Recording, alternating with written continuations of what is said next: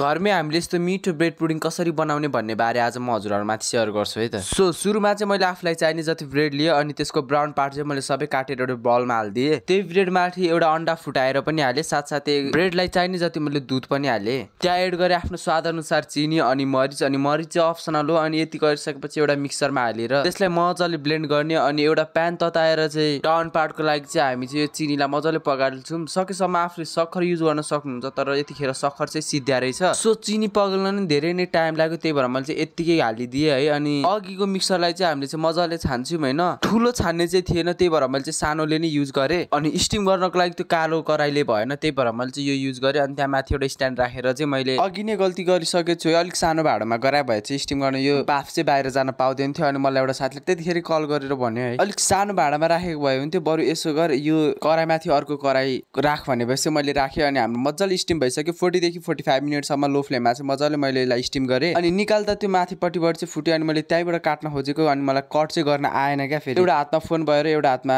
Food भएर मलाई अलिकति गाह्रो भयो। सो हजुरहरू पनि यसरी बनाएर खानु होला। सो अर्को ब्लग छिट्टै लिएर आउने छु। Till the time, by by.